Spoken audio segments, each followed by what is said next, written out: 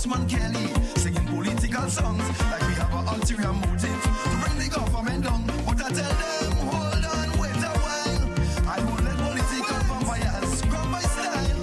They could take a look back to all my independent songs. I never sing politics, already write some sweet lyrics, so I don't know where they get this stinking idea from. Hey, somebody tell Makani gang a mistake they make to rap with young song. I'm in trouble real long, I know what is going on. They could leave me out from semi-final, that will never stop me at all. I'm in trouble real long, I know what is going on. They had their thing well planned to give the shanty man, so they leave out them bad man. They know they go take the crown, up the Paris set, so they make a big man wet. They say that we ain't good, we can need that yellow food. Hey! Wow to them, it was disrespectful. What a labeling man. I'm a real bad man. It's another show of failure that living down by me. Well, one day he disrespect me because I asked him for my money. And he went up in the ministry when he was in charge of culture. And he gave them strict instruction, don't give me no for Carifta. Somebody tell Mr. Study for me.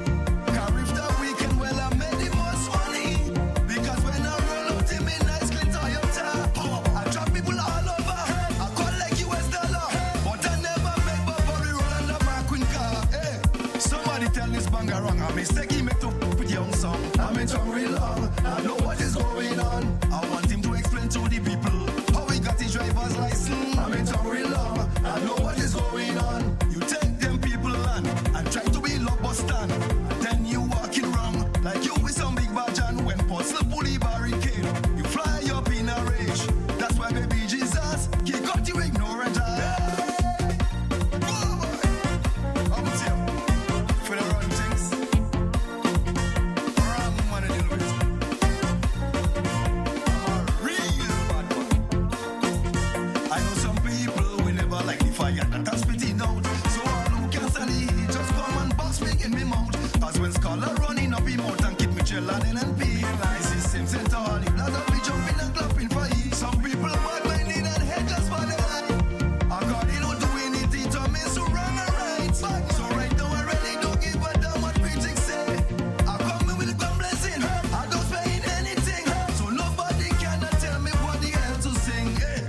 One kid bitches selling passport, all they want to strangle him like a goat. I'm in trouble real long, I know what is going on. No passport selling more than rum in shop, I don't hear nobody talking about that. I'm in trouble real long, I know what is going on. Bullets flying like bugs, but I don't hear in a word from the commissioner, neither the prime minister. Everybody mouth and lock, no one is afraid to talk.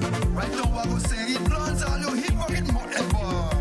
Ah, hell they call the girl CBI money boy. But I hear most of it outside there. I like about to say, he's in Dubai.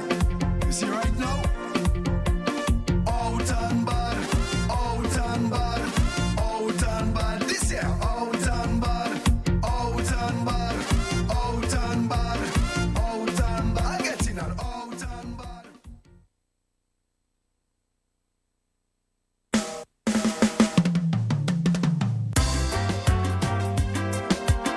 Mr. PM, sir, I hope you listen to me. I'm not your enemy, just the voice of the people. La da do do da do.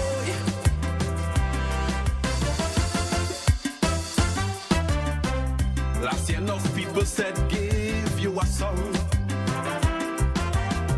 In all fairness, I told all of them hold on. It was only 1 year, you deserve a chance. But it's 2 years now, grace period past and gone. I had no problem with the pension, that was okay. But the money you didn't source on your own. So the credit for that it had to split 2 ways. Since after that, we waiting for something major to be done. Not one capital project. Mr. PM, like your government on recess. Mr. PM, But it's only pitch pictures and videos, Mr. PM, while the poor people belly hollow.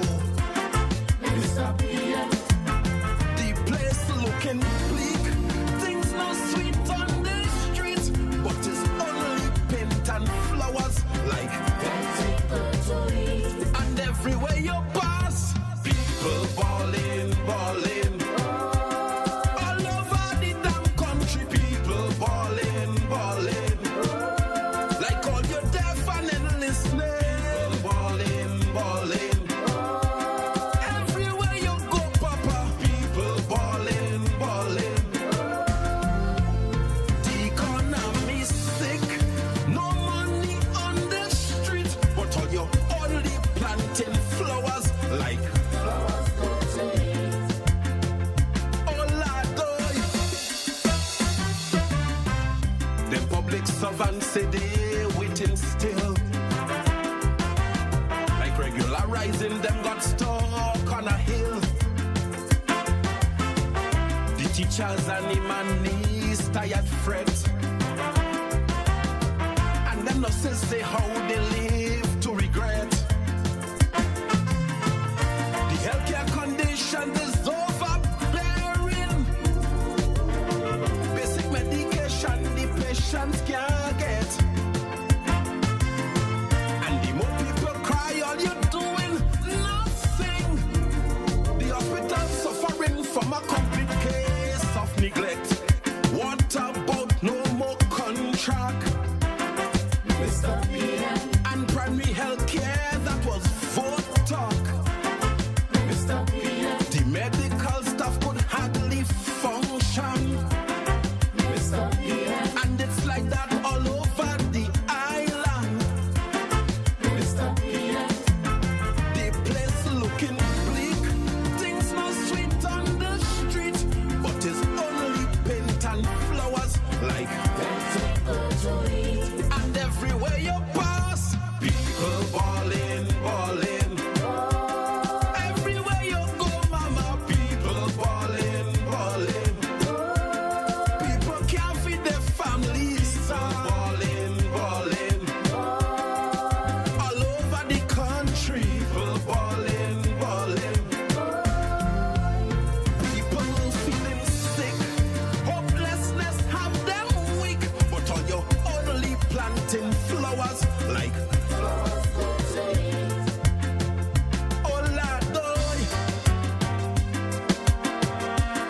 Bambado, bambado, Oladoy. Mr. PM, the old people have a saying, who can't hear us feel? Listen, sir.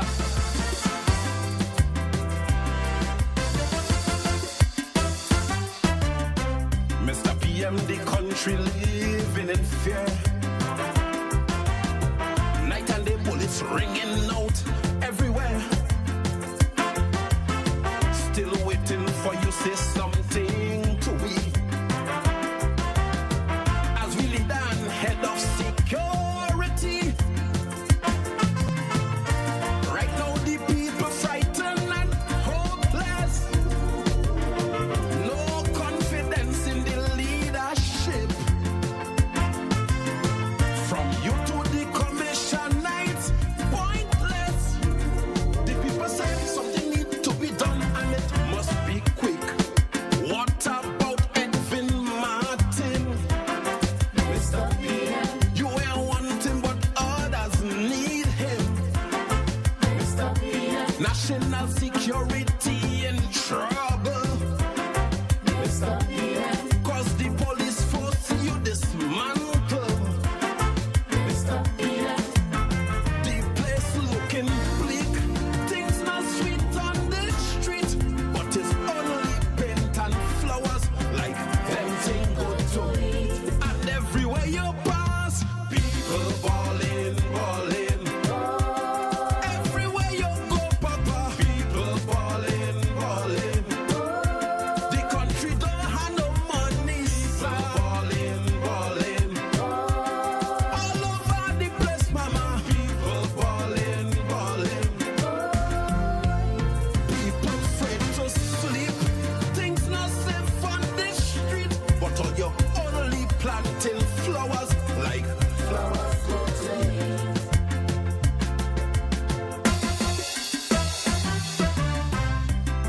families hurting still can't believe.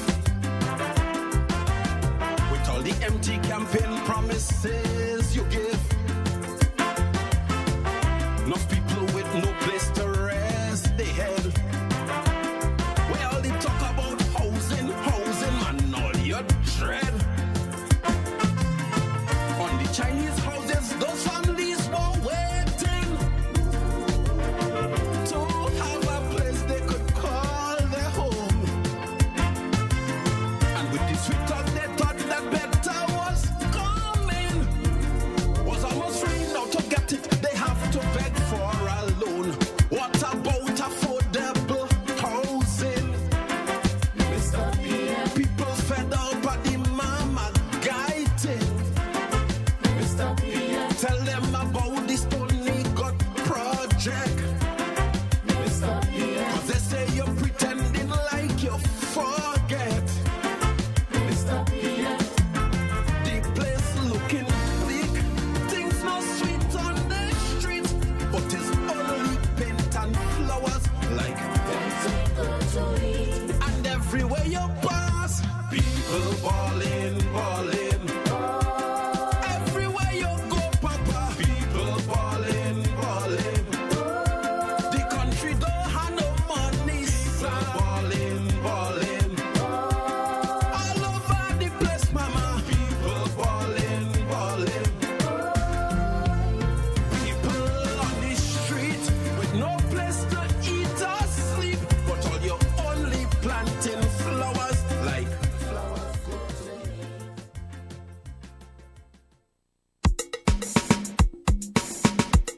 There we go.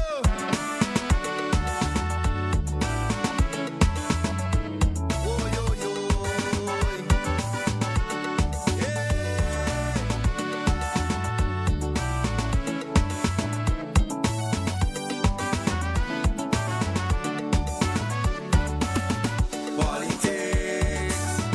Politics. You divide Grenada and that's no kicks. I don't like it. Politics. Now so many things I will have to fix. So I go fix up them old police station to hold those who murder and rape. Because I fed up reading the media about an ex-prisoner escape. And I go fix up all those high prices that most Grenadians can't afford. Instead of demolishing those poor vendors put along the side of the road and leave them balling with them out closed. Oh God, baby, Jesus is of the blows. Grenadians balling with them out close. The higher the monkey climb is more we expose. My people balling with them out close. Oh God, and this is of the blues. My people balling with them out close. Mr. PM, please open up some doors.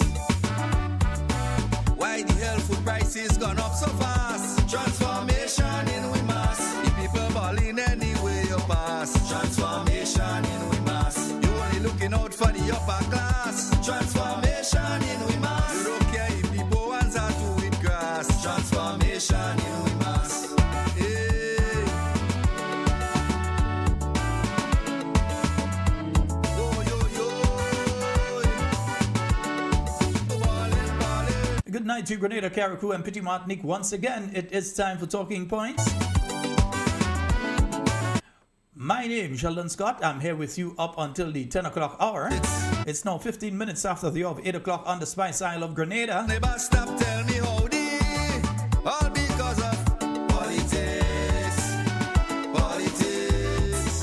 We say a special good night to all of you joining us via the live. I just say yes, I love the Good night to you, those of you joining us via We Noise Radio but then I remember it and We Noise TV out there in Brooklyn. protest. But now we rob. Well, We Noise TV in Brooklyn, it's in Canada, it's in Grenada, it's all over the place, eh? But just remember the local workers and make sure that you treat them right. Don't leave them balling, leave them out close. Good night to those of you on the Facebook, those of you on the YouTube. No, Mr. Handsome is locked in, yeah? Good night to you. Leave them out close. Good night to you, Giza. I know that you're listening somewhere there.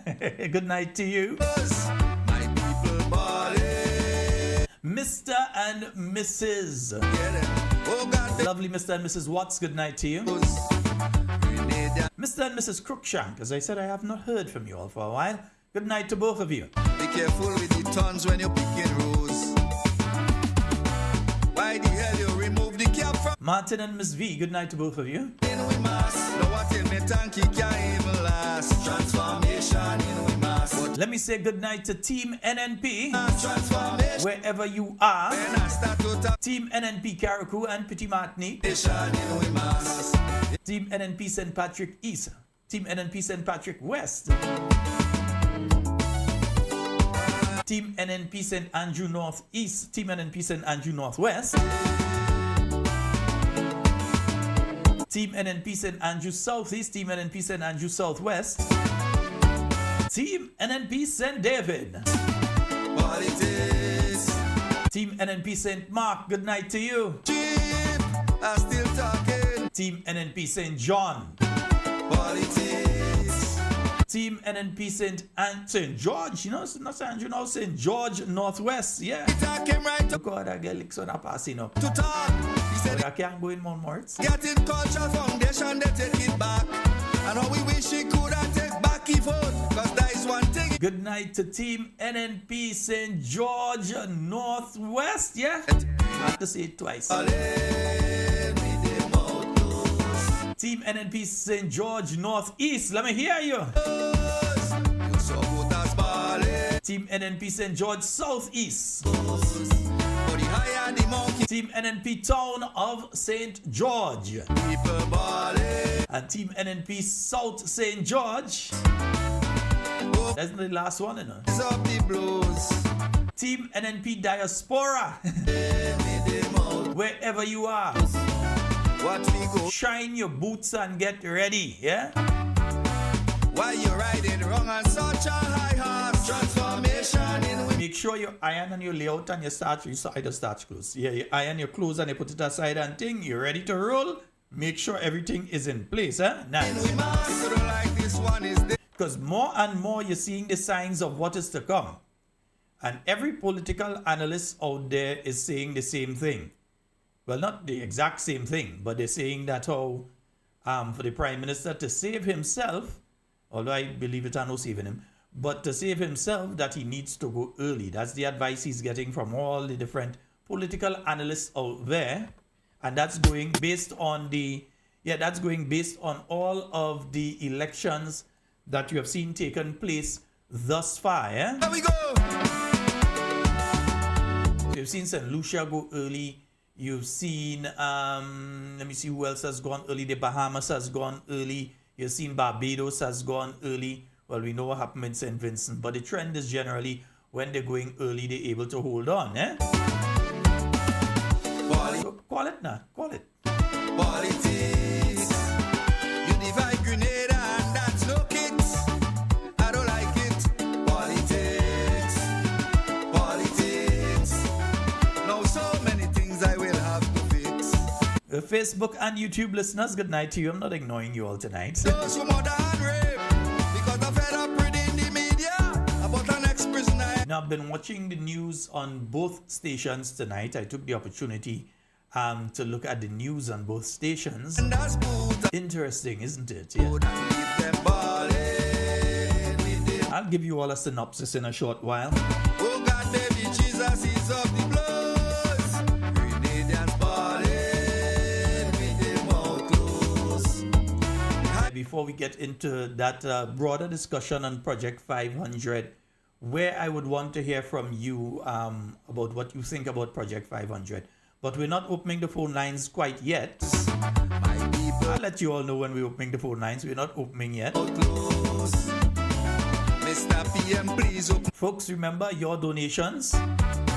Why the hell food prices gone up so fast? Transformation in we mass. The people balling. One of our listeners has ensured that we have the AC put in. Only looking out for the upper class. You all know what that means as regards to the electricity and so on. So we've got to be on board with that because you wouldn't like that you're waiting for the program at night And while you're waiting for the program, I can't come on because Grenlec pass and, we don't want that happening.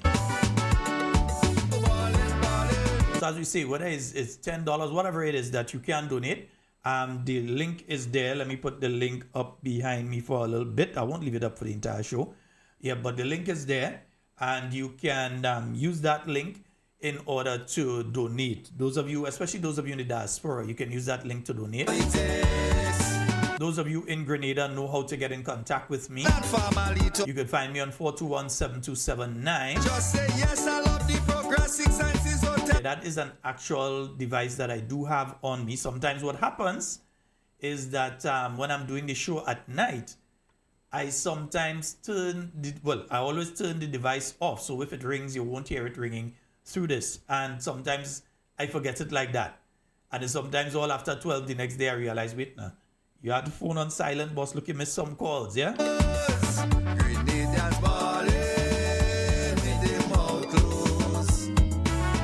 They say when So remember the donations, huh? Yeah, important. And we understand the economic situation. We know that there are many people that would like to and simply cannot. We understand, yeah? Jesus is up the blues. But even if it's $2, you're in town and you pass and you put it in the bowl by Cami, I'll go get it, yeah? That is one thing. If you pass and you leave $1, she calls, she say, Sheldon, somebody leave something here for you. Yeah?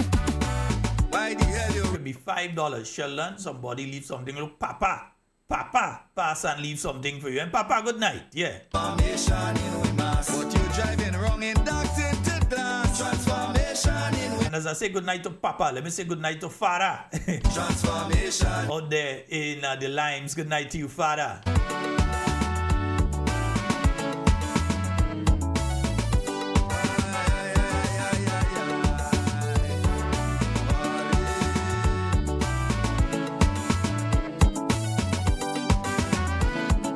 Yeah, I put up thing and I do send it across here. So just remember, that's the link. For those of you outside of Grenada, some of you inside Grenada, you could use it as well. So that's the link if you want to donate directly. Yeah, you could use that link and you can donate to us directly. We also have PayPal, Sheldon Scott 473 at PayPal. Yeah. Cheap. Was up in Granville anytime. So those of you who use PayPal, you have that as well. He said the little work that he get in Cultural Foundation, they take it back. Good night to you, Helen Marie. Would I take back his vote? Hope that you're having a wonderful night. Mommy George, good night to you. Galant fet. Yes, he they do nothing yet. Canadians ballin'. Now I've heard where they've got Miss Jacob. The transportation issue is the problem. So don't worry. We'll give you an update what's going on with Miss Jacob. When I see her in town before, I used to make sure and get her home and so on. But I know where they have her now, so I'm going to make sure. I know Cami, I know you asked about Miss Jacob the other day. The last time you probably see her was when I brought her by you before we organized and sent her up. So we are going to go. I'm going to go and check her. I know which part she is. Yeah. What we going through, only heaven knows. I have a relative there as well. So we're going to pass on, Yeah. Such a high heart, transformation in we mass. Camille Teresa Scott, good night to you, my dear. Transformation in. No, you may be nodding right now. Raise up your glass. I know how it goes. I know how it goes. We must. If you don't like this one. And let me say good night to your children. I know they listen to this program religiously every night. In fact, it seems to me they listen to all programs. So we say a special good night to them as well. And my good friend out there in Cherry Hill, let me say good night to you as well. Yeah, I still have to pass and drop their birthday present for them, Yeah, they ain't giving me up on that. To pass and drop their birthday present for them. Yeah.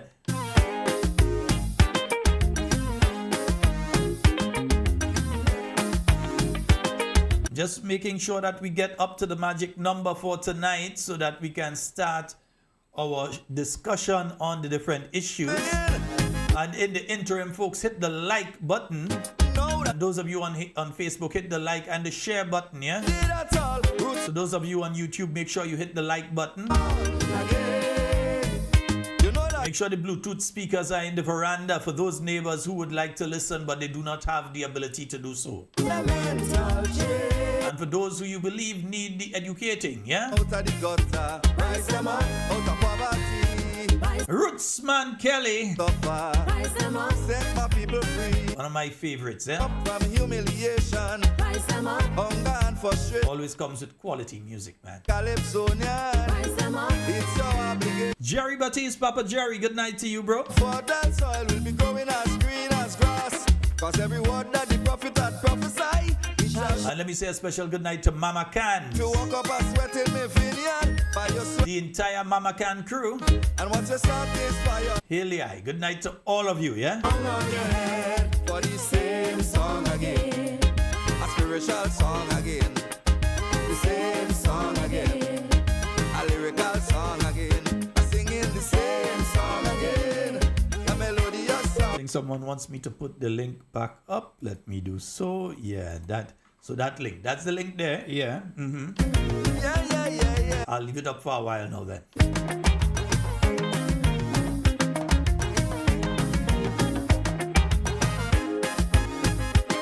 So as I did mention, I was looking at the news tonight, and there were some interesting stories on both stations tonight. There were some interesting stories on both stations. So before we go to Project 500, we're gonna go to some of what I saw on both stations tonight. But even before that, let me let you all know that they have called out all of the electoral workers for election day, those who work directly with the electoral office. So I got that information about 2 weeks ago that they've called some of them, what they call them again, the ones who are in charge on the particular day. They've called them out. So they had a training at GBSS today. Yeah, they had a training at the GBSS today with them. Folks, pay attention to what's going on around you. There are some people who still giving the impression that you have a lot of time. You don't.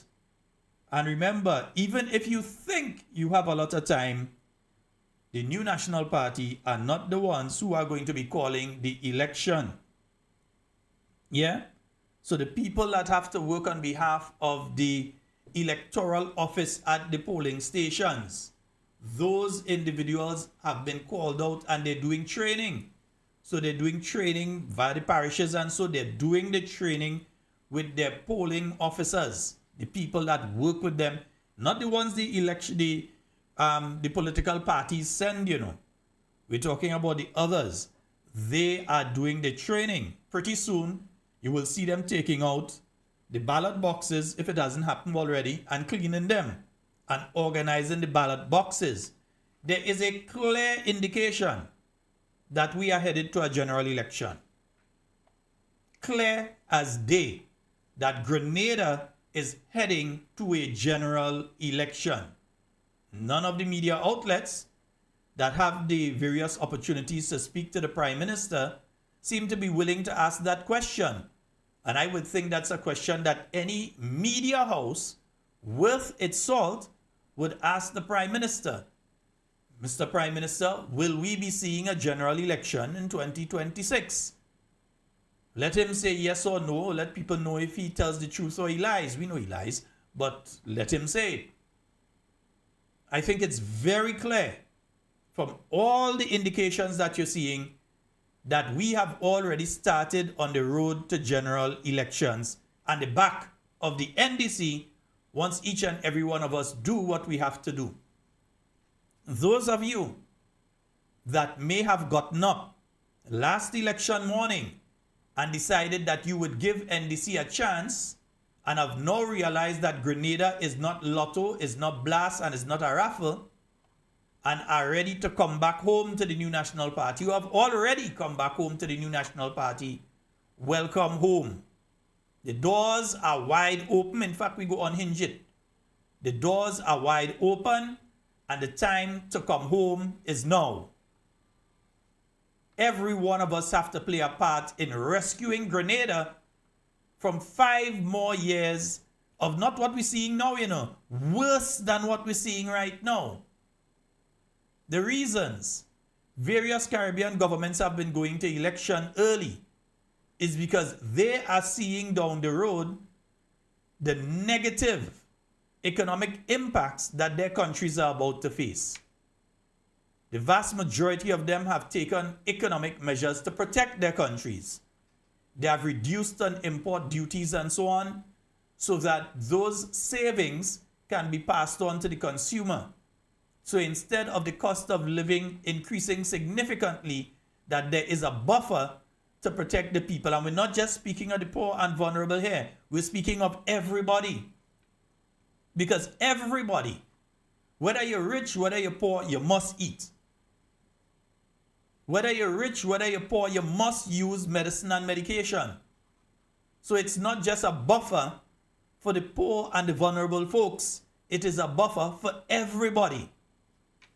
For the teachers. Because whatever your salary is now and whatever increase you would get, it has already been erased by the cost of living that's increasing. Some of you may not want to admit it, but that is the reality, that the increase, the inflation taking place in Grenada has already erased whatever increases that you all have gotten. And that's a fact. Hence the reason you see the Public Workers Union going down the road that they are going down, when they are saying, no, we see what is happening now, we understand what is about to come, and therefore, within our negotiation, we want to take that into context. Whether they're right, whether they're wrong, with whatever percentage they're looking for, that is their approach. I'm not saying that they're right, and I'm not saying that they're wrong. I'm saying that is what they are doing. Other unions jump and say, yeah, we're taking it. If bombs start to drop in Iran again, we will be negatively affected. The cost of living will increase. The food stuff that we buy, that they need electricity to create, the processed stuff that we buy, the prices of those things have already gone up and are going to go up even further. I shudder to think of what we'll be seeing in the consumer price index reflective of the months of March and April of this year as opposed to last year. Shudder. Because I know it's going to show some heavy increases. Unless they want to lie. Because all other countries are telling you that there are serious increases, and to protect their people, they have slashed. So if an import duty, let's say, is 5%, they don't take it out totally because government had to survive and you need taxes to survive, innit? So they say, okay, to protect the people, we are going to reduce that import duty that is at 5% to 2.5. So you slash it by half. And then you pass that 2.5 on to the consumer. Because the businesses that are saving that, you say to them, hey, this is to help you maintain the price as it is right now. You wouldn't be able to drop the price, but at least maintain it where it is right now. That is what governments who understand what they're doing in the region are doing right now. Our government giving us smoke and mirrors.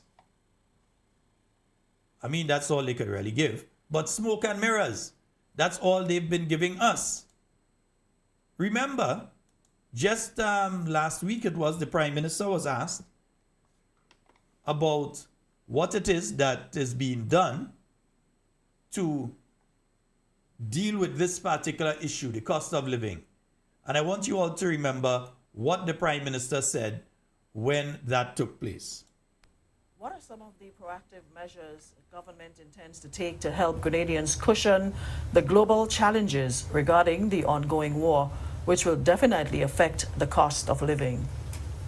Thank you, Joanna. It's not intended to take. We have already taken those measures. So we can start with what is perhaps the most significant input that impacts the cost of living, which is the cost of energy and primarily the cost of fuel. Since this administration got into office, we came into office coming out of COVID, which had brought significant disruption to the world economy. And there was significant logistics, transportation issues arising from COVID, significant undersupply of almost every type of goods and services. Freight costs was off the chain, as people would say. And in a sense, the Iran-US-Israel war has created a similar impact. And as small developing countries, we have shocks all the time, whether it's hurricanes, whether it's wars, whether it's geopolitical tensions. So we've built in resilience mechanisms into our fiscal and economic policy. So we have a standing policy that this government adopted that says, for instance, once the cost of fuel reaches $17 or above at the cost at the pump, we will subsidize it and cap it. So it means... And folks, remember, this is a measure that they put in long before we know that America was going to do what they did in Iran and so on, long before that. And it is a measure that replaced a measure which gave more of a buffer to the Grenadian people. They removed the $15 cap that the New National Party had, and they put in place a $17 cap. So you'd have been able to save $2 more per liter under what the New National Party not only had in place, but warned them that they should leave in place. They decided that no, we're going to remove your $15 cap and we're going to put a $17 cap. So once it goes past a certain thing, we're going to decide we're putting in a $17 cap. Which is better, paying $17 a liter or paying $15 a liter? Because I see some folks who call themselves intelligent trying to argue that online. Trying to give people the impression that paying $17 a liter is less than paying $15 a liter. So this is not a measure that was put in place now with the crisis that we're facing now. This was a change to the measure that had been put in by the New National Party during the time of COVID. But let's hear the rest. The cost of fuel is significantly over $17 a gallon. And the government has capped it, which means you are paying at the pump the $17. LPG cooking gas, both the 100-pound cylinder and the 40-pound cylinder. The 40-pound cylinder has been permanently capped at $40, and it has been that way for a significant period of time. He just refuses to say that it's the New National Party that put that in place. In 2016, it was capped at $42 for the cylinder. After that, it was reduced to $40 for the cylinder and capped. That was during the period of the New National Party, and that would have been, I think it would have been somewhere prior to 2018. So it may have been 2017, 2018, around there, that it was capped at $40. That is not a measure put in place by his administration. So he's playing around the question because he has nothing to show. Yeah? So it's like the teacher asks you for your homework. You have nothing to show. So you're coming with all kind of fancy things. Teacher, look at a nice picture I draw. Look at this nice picture that I color. And you say, no, look at this nice picture, teacher. But the teacher says, so where's your homework? I say, but no, look at this nice picture I draw. I draw a nice picture of you. And I draw a picture of the dog. And I draw a picture of the cat. And I draw a picture of my house. And I draw a picture of the ocean. Yeah, but where is your homework? That's the situation that's going on there, you know. But yeah, I want you all to listen some more. I know some folks don't like to listen. They don't like to listen to him. But you have to. Because you have to be able to call out his lies. Because the other side are there repeating what he is saying. Hence the reason I just play him. That's the reason I play these folks. Because the other side is out there repeating everything they're saying as though it is truth. And for you to be able to effectively respond. This is talking points. You're getting the talking points to respond. For you to effectively be able to respond, you need to hear what he said and you need to know how to respond to it. So you know how to respond to, oh, they capped the gas at 40. They did not do that. That was done by the NNP. Probably cost almost double for a 40-pound cylinder of cooking gas, which is what the average Ghanaian uses to cook, to be able to create food. So when we talk about the cost of living and impact on food, that is one significant issue. The fuel you need to prepare food is subsidized by more than 50% currently by the government. Initially, we did not cap the 100-pound cylinder, but the rise in the 100-pound cylinder was astronomical as well. And so we've gotten to the point where we've capped it as well, so that if it goes, I think, over $300, and that is still a significant increase that has already happened, we will pay the difference. So I'm pointing that out because fuel, in the form of the ability to cook your food, the ability to drive your vehicle, and then the cost of the fuel that Grenlec uses to produce the energy is one of the significant things. We've actually had a standing subsidization policy in place for persons who consume less than 99 kilowatt hours where the government And again, folks, what he's speaking about now with Grenlec gives you less of a buffer than what the New National Party had in place. The New National Party looked at the non-fuel component of your electricity bill and said, hey, this is how we can protect our people. This is how we can provide a buffer, a financial buffer to our people by removing a lot of the taxes that we have on the non-fuel component of your electricity bill or reducing on them. And that is why you had a significant, not no $10 thing. We were talking about you could get a bill that was $90 and $100 and something dollars less because of the measures that were taken by the New National Party. He's only speaking of a $10 thing. Yeah, it is something, but it is nothing compared to what was in place by the NNP and removed by his administration. And again, this was not done because of what is taking place with the world economy at this time. This was a measure that was taken before. electricity bill. So there's a permanent rebate there. We've had in place, for example, with the bus owners, because they wanted an increase. And I've said to them, I understand why they want an increase. They have not had an increase for, I think, over 15 years in the cost of transportation. They've argued quite persuasively that parts have gone up, fuel prices have gone up, brakes have gone up, and they're the only ones who haven't gotten an increase. And we've said, we hear you, we understand, but transportation is a public good. And we recognize that if we pass on those costs to the public, again, the cost of living, the impact, particularly for school children and workers on so would be negative and would impact your own business because people may not even be able to afford the transportation. So we've discussed with them. We've said we will give you concessions on parts. We said we will give you rebates on gasoline. It was initially for a 1-year period. I met with the PSN Transportation today. We've agreed to bring back the submission to Cabinet to continue the rebate on the fuel. And bearing in mind, we are capping the cost of the fuel as it stands right now. So we are already paying for the... So busmen getting concessions on parts and rebate on fuels and so on, all right? Yeah. We heard 2 busmen call in relation to that the other night, didn't we? Yeah.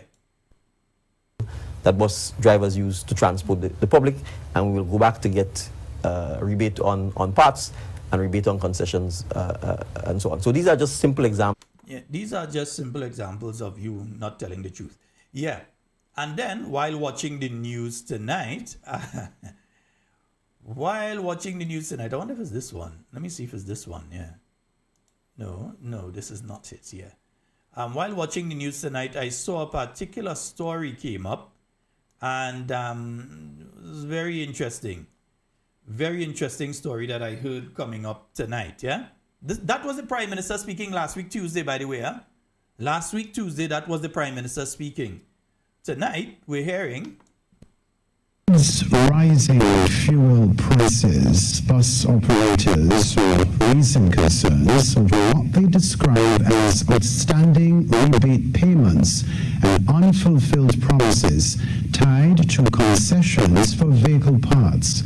Details of this report from my colleague Christina John. Earlier this year, President of the National Bus Association, Derek McKenzie, told GBN in an interview that payments under the rebate system has begun following its implementation. We asked the government for increasing the bus fare, and because in 18 years the fare hasn't changed, and in so doing, the government had agreed to cushion the increase of the fare for the public. Hence, our offer was on the table of 100% gas rebate, 50% on concessions on parts and tires. Right?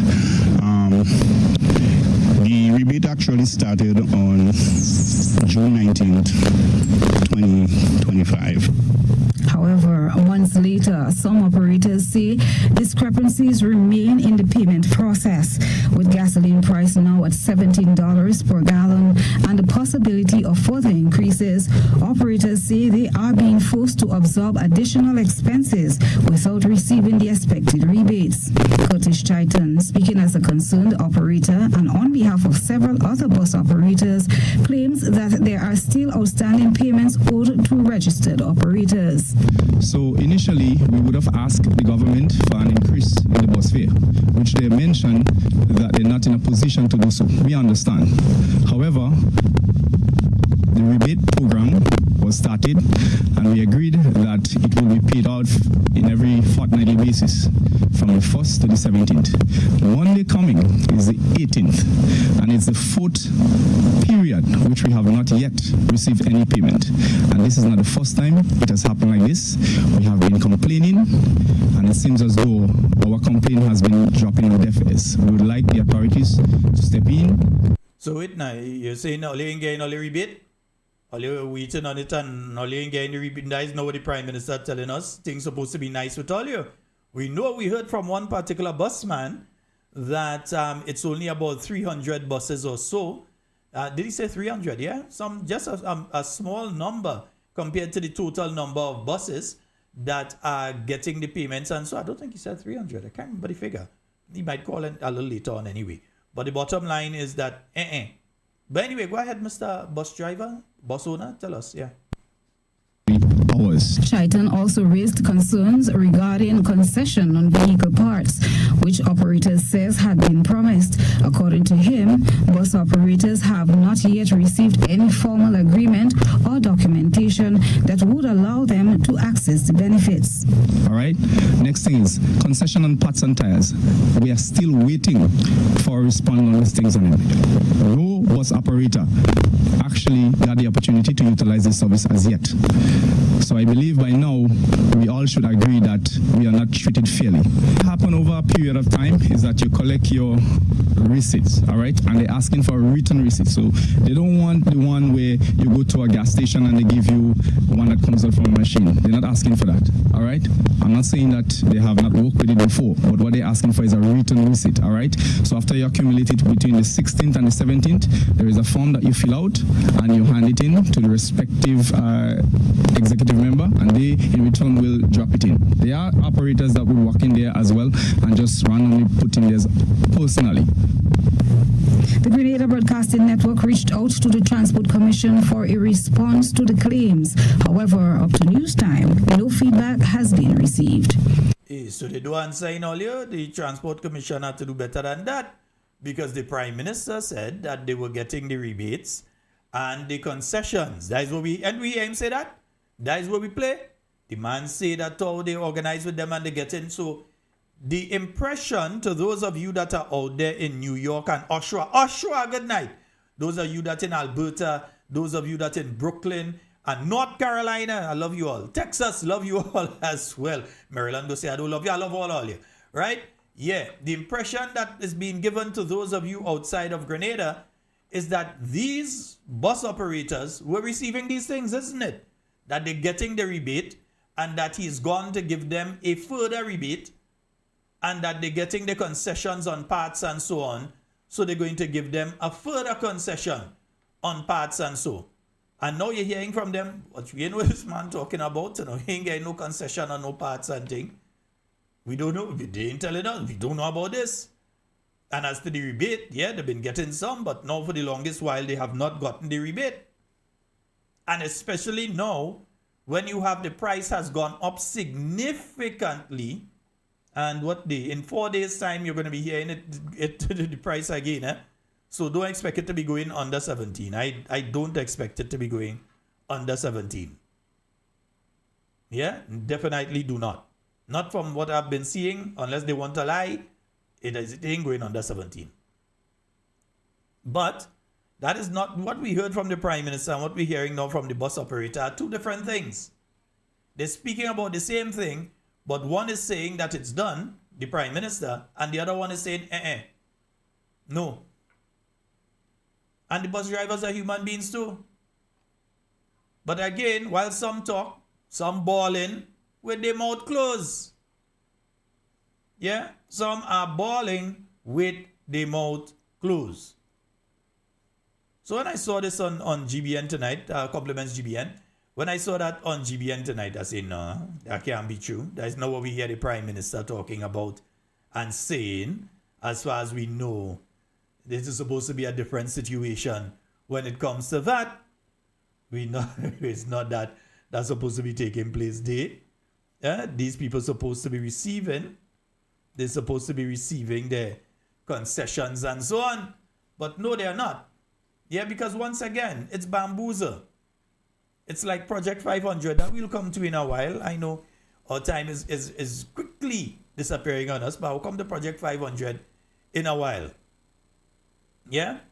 But I also saw on both GBN and MTV News tonight, I saw stories about what is taking place with Reno.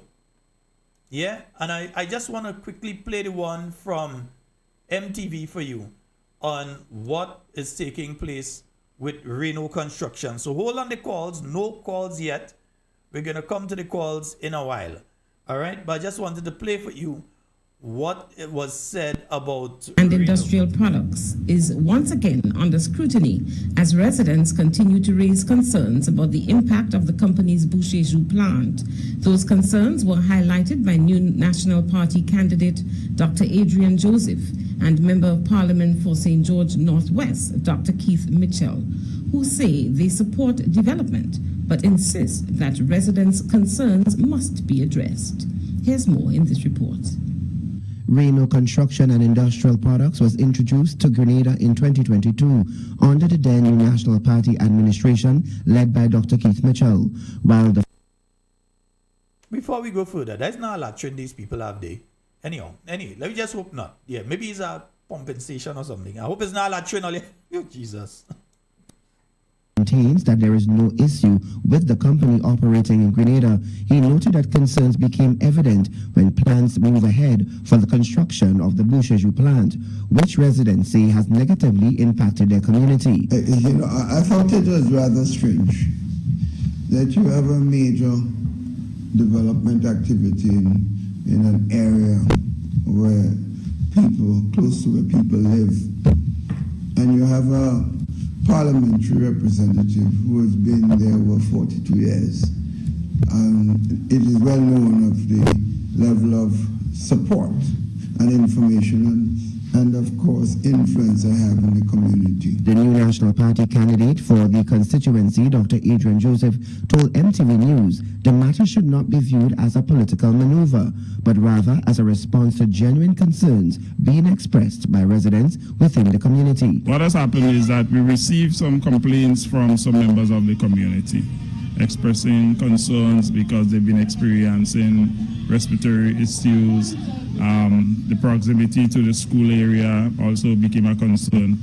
And so as a potential representative for the area, we thought it important to engage the company in some form of dialogue to see how we can come together to find solutions to whatever problems that exist, potential problems that could be developed. Dr. Mitchell further stressed that the issue is not one rooted in hostility towards the company, noting that there has been a positive relationship with Reno in the past. So it's well known that I usually knew of the company's presence in Grenada. It happened under the NNP, so I could not have any difficulty with the individual company and so on. But what is taking place there, that spot there you see there, even during my period of service, when members of my own government want to talk about some development there, I went against it and stopped it. It's because we already defined this as an area. They have a school close by, which of course is a school, a primary school, pre-primary school that we all support, and we had something to do with its presence there, and therefore it is an area that I feel it's a flat area, and I've always said that we wanted to use this area as a vendor's market. That was a plan that was being developed. MTV News also reached out to Reno's operations manager in Grenada, Sunil Pal, who confirmed that the company has received a joint letter from the Member of Parliament and the opposition candidate outlining the community's concerns. PAL indicated that active operations at the plant have since been discontinued and that the company will begin transferring the remaining asphalt material to its Woodford location. According to him, the process is expected to take just over 3 weeks to complete. When asked whether the company intends to formally respond to the concerns raised, PAL stated that consideration is being given to a response and noted that the company remains open to dialogue with all parties involved. Kishon Thomas, MTV News. So, folks, you've heard there what Dr. the Right Honorable Keith Mitchell. Good night to you, Dr. Mitchell, and good night to you, Dr. Adrian Joseph. And you've heard what they've had to say about, and that's in Beaujeu. That's the one that they have in, because there are two, There's Beaujeu, and then there's the one in Woodford. And what that news item was speaking to was the one in Beaujeu. Now, there's a school close by, there are different things close by. I don't know how people could have considered to do that in the first place, considering what is close by there. You have people living around the area, all that sort of thing. And then on GBN tonight as well, there was a story in relation to Reno again and what is taking place up in Woodford. And let me just give you all the opportunity to listen to that one before I play something else.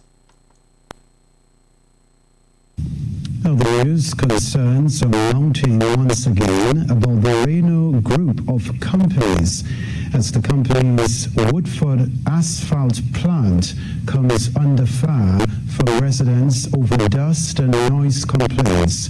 While Reno maintains it is meeting all governmental requirements, locals argue their quality of life is being compromised. Reporter Deidre Seeley has this update. Reno Group is under renewed scrutiny as Woodford residents allege unsafe environmental conditions linked to the company's activities.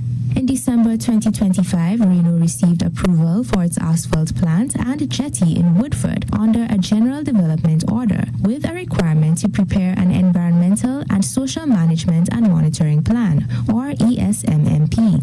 CEO of the Planning and Development Authority, Alan Gilbert, says Reno has been granted an extension.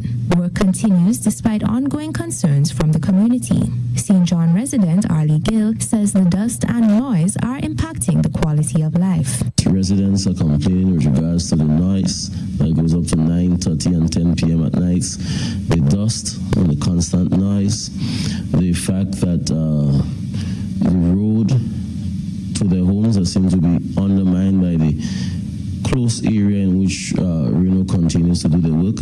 And also, too, we were aware that Reno started construction of the facility without any planning permission. Gill is calling on the government to ensure all health and environmental standards are upheld. The Grenada Land Actors and Environmental Conservation Group echoes this concern. PRO Brian Samuel says that while development is necessary, it should not compromise residents' living and working conditions. It's the same as ever. Local residents' needs are being run roughshod by the government in the name of development. Development is fine, development is good, we all need development, but not at the expense of people's health. There have been 19 certified cases of health challenges brought about by this development at Woodford. This is not imaginary, this is not political, this is real, and something needs to be done. Asked about the Environmental and Social Management and Monitoring Plan, Reno Group head Reno Gajadar maintains the company has submitted all required documentation. GBN visited the Woodford site and spoke to project coordinator Sunil Pal about residents' complaints. Pal explained that the company operates Monday to Saturday, 8 a.m. to 5 p.m., and that both asphalt and concrete plants are designed to capture dust emissions. He attributed the current dusty conditions to the dry season. The asphalt plant was being used from, I think, not this Friday, last Friday, we started mixing it. This plant is designed to filter all the dust before the air goes into the open environment, which unit is placed on other side. So any dust like being filtered before it go into the air. It's a real dry right now. Anywhere we put water is drying in 10-15 minutes and things like that.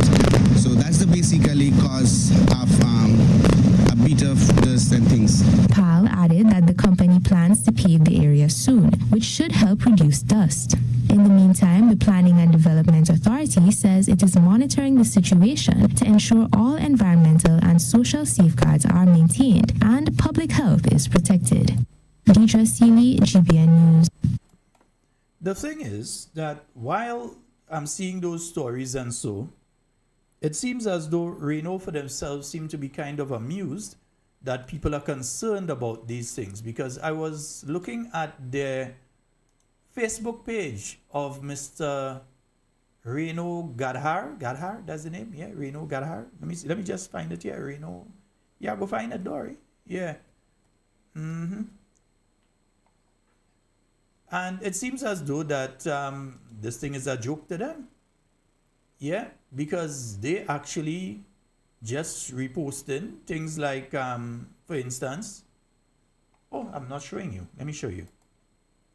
Yeah, the Now Grenada article by Dr. Adrian, they just reposted. Like, it means nothing to them. Okay, they didn't respond to it, they just repost it. Yeah? So they just go ahead, repost it, and twice. Yeah? Just repost it. Let me see some of the comments. Yeah? Yeah, politics as usual and all kind of thing. When what is being said here is a serious article about what the people of both Woodford and Bujeju are going through. And I'm trying to find the exact thing here. Oh, I thought I had it like this. Yeah, I'm trying to find the exact article here where Dr. Adrian Joseph is asking that they show some sort of consideration for the environment and how the environment is impacting people. What they are doing is impacting people. Yeah? So you can go to Now Grenada yourself and you can go over the article. It's a pretty concise article and speaks to what people are going through. Because contrary to what we're hearing from the Planning and Development Authority, as it is right now, as far as we know, no environmental impact assessment has been done. And if one has been done, the Grenadian people would be very interested in seeing that environmental impact assessment of what can take place there. Because again, if you're looking at, and this is from Mr. Reno's page itself, in fact, I'll put this one big and bring it across. Yeah. You're seeing here, this is the site itself. And I hope you all realize something here. This is the site, and here is someone's home right here. So all the noise from this, all the emissions from this is definitely going to affect whoever is living right there. Yeah, this is how close it is. Again, this picture shows again somebody living right here. This is how close the plant is from these people places. Now, let's get something straight here. I'm not on an anti-Reno rant. Reno could have his plant, no problem. It should not be that close to people. There are places it could have been put, and they could have done what they're doing without affecting people. Now, these people may have spent hundreds of thousands to do their home where they are. You expect them to just stay there and bear it up to 10 o'clock in the night. You have things going on down there, so they can't sleep. They have emissions. They have the noise. So these people are not being considered. The residents of Woodford are not being considered. And while you may say, well, I ain't living in Woodford, why should I be concerned about it? You should be concerned about it, because if they're treating them like that today, they could be treating you the same or worse by tomorrow. Next thing they say, we need pork production in Grenada, and they put a pig farm right next to your place. How would you like that? Our Islamic brothers and sisters, how would you like if they decide that they go in and put a pig farm near to your place where you're living? Would you accept that and say that that is okay? Any of us, they come and they decide they want to put a fowl farm next to your house that we take 20 years to build. You take 30 years, you've been living there. You struggle and you build your place, you develop your place, and then they come and they put this next to it without any consideration for you or what you have gone through. Reno can have his plant, but why is it that you want to put it in between where people are living? There are places in Grenada that this could have been done. There are places in Grenada that this could have been located and it would not have created the same environmental problems that we see taking place there now. And we know for a fact no environmental impact assessment was done because we heard it from none other than the Prime Minister himself. Yeah? In fact, let me play it. GBN, my name is Deidre Seeley. On the subject of the asphalt, in recent weeks there have been some publications regarding the lack of an environmental impact assessment with regard to Reno's asphalt plant. From what I saw, there was basically approval was given without that assessment being done. Can you speak to that and how you might, if it is true, how you might mitigate issues like that with the other asphalt plants? So I think, and I assume you're speaking about in Woodford.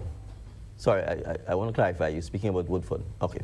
All right, so we have to balance environmental impact assessments with the hard reality on the ground. And ideally, in each case where development should take place, the law, particularly for certain areas, if you're dealing with the coastal areas, environmentally sensitive areas, you want an environmental impact assessment to be done. Like so many other things in Grenada, we have capacity limitations. There are very few people available to do environmental impact assessments. And oftentimes, experience, it takes forever to... So in other words, let people set up, you could dead, there is no problem, because it's urgent that we fix the road and we do this and we do that to try and win an election. You wouldn't win anyway, but to try and win an election, that's what's more important. So let Reno do what he had to do. Let him do it quick. Forget environmental impact assessment. Who gets sick, who dead. Yeah? I am aware that the contractor actually sought to and retained someone here to do an environmental impact assessment. I don't think they've actually gotten the report.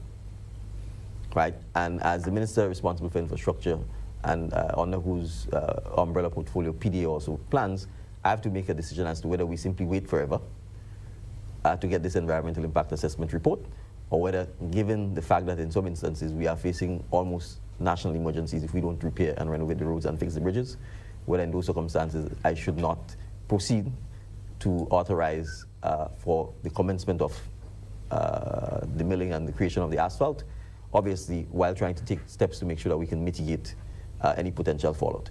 I'm satisfied, based on the specifications of the plant, that it's an ultra-modern plant that has built-in environmental impact mitigation measures. And in those circumstances, because of the crisis, frankly, we're facing in terms of the state of the roads, would have proceeded to approve for the plant to, in fact, start operations pending this environmental impact assessment report. Good morning. I'm with GBN. My name is... So, we've heard what the Prime Minister had to say there about environmental impact assessment. So as we know right now, we've had no environmental impact assessment. They said we hired somebody to do it. They did not receive it, but they still gave them permission to go ahead with that project. Yeah? They still gave them permission to go ahead with that particular project. And folks, this is where we are at with this sort of thing. But just remember, Mr. Reno does tell you how he think about them things, He does tell you, in fact, yeah. Let me remind all you how Mr. Reno does think about these things, yeah? I assume on both sides, let's look at national development from a bigger perspective. Let's not look at those small political gains. Let's look at things more nationally and long term. I'm not saying anything to politicians. I'm going with the flow with politicians. If I wanted to make that difference, I'd have gotten into politics as well. I'm going with the flow with politicians. If I wanted to make that difference, I'd have gotten into politics as well. I'm not saying anything to politicians. I'm going with the flow with politicians. If I wanted to make that difference, I'd have gotten into politics as well. So Mr. Reno tell you all how he believes about these things, what he believes, how he thinks about these sort of things. Yeah? Let's hear him, yeah. Let's hear what more. Never felt that I could have gotten to where I wanted to be just staying in St. Lucia. So what I had to do, because the Caribbean is small, what I had to do was to go out to all of the islands. I'm in the construction industry, and what has happened is the construction industry in all our islands is based on the election cycle. So for the first 3 years of every government, there's very little to nothing doing. And the last 2 years is when you get work. So I have moved out, and I have hoped that the election cycle between the islands would have changed. So, you know, when government, there's very little to nothing doing. And the last 2 years is when you get work. So I have moved out, and I have hoped that the election cycle between the islands would have changed. So, you know, when there's no work in one country, you do it in the other one. And this is what I did and moved out. In doing that, I realized there's still many restrictions. And the restrictions that we have. So he's basically told you all how he does operate. He's a man that go appear when elections close, which is, once again, if you're not registered, get registered. If you are not registered, get registered. If you are not part of the team, become part of Team NNP. Because there's work to do. And the more hands you have on board to do the work, the better. Yeah? The more hands you have on board to do the work, the better. We know that the time is close. Yeah? Whether it's weeks, whether it's days, because it could be days, whether it's months.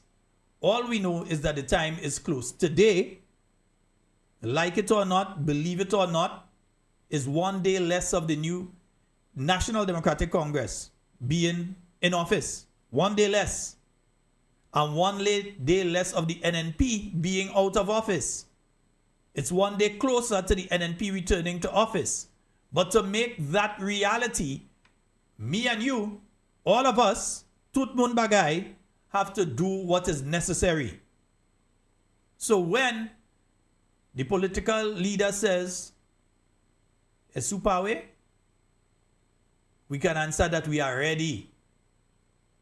We are ready. All right? So folks, I want to get into the other issue right now a bit quickly. And that is the issue. And you can call at this time. If you want to call, you can give a call.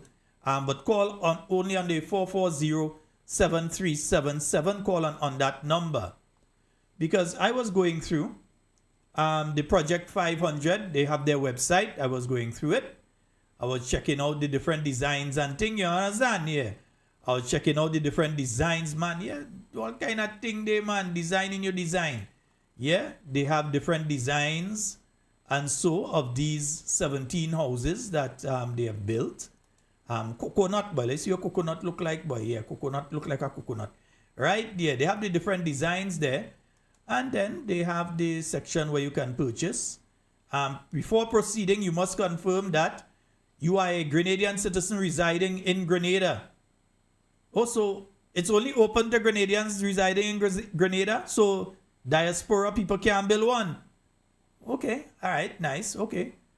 It's a switch on how they've been behaving with diaspora people, because they gave diaspora people the opportunity to buy what should have been the low-income houses that they found were too good for the low-income people in Grenada, and they took them and they gave to a lot of people in the diaspora and other areas. They sold them to a lot of other people. Meanwhile, the Grenadian people who needed it, they have been unable to access them. Yeah, but we have a call online. We'll come back to this list in a few. Hello, good night. Good night, Mr. Sheldon Scott. Good night to you, Kami. How are you doing? No, not too bad. No, I can set up tonight for you. Yes, no problem. Yeah. I take the tablet already, but He knocked me out yet. Mr. Scott, good night. And good night to the Grenadian people. Dr. Mitchell, good night. Mr. Watts, Patty and Matthew. Gat and Daniel, my children, all of them. My mommies and my grandkids. Yeah. Sheldon, you know I could have called you. For the longest while I wanted to tell you about this dust. Sheldon, the amount that dust inside my house. All the sand and gravel and them thing they have on the ground there. That here living, you know. Next door by me, you know. Dust. Sheldon. In Busheju, yeah. Yeah, because I know it's close to you. It's close to you there. Yeah, right in me. Look, I'm watching the big truck. I'm watching them people, I'm watching them men and them right now, in the yard there. Is the watchman or whatever. The amount that stand inside of my house, anybody probably think I lie. Come, and I will show you. Right by me. They could have get trampoline or whatever and cover the sand because the wind, all the flowers, all the rubber tree, and them are dust. When you come in up my step and you touch the van, it's sand, dust. Every minute, that's why I leave early, you know. I coming up early to wash down and water scarce right now. So I would have liked the Prime Minister, no disrespect, come and spend a night in Busheju. Or the man, the owner, come and you go see all you must leave your little window open because I have the thing in the window so that breeze could come in the house in the day. Like because it's so hot. And all the kitchen, all about every minute I have to take out that sheet on the bed because of the dust.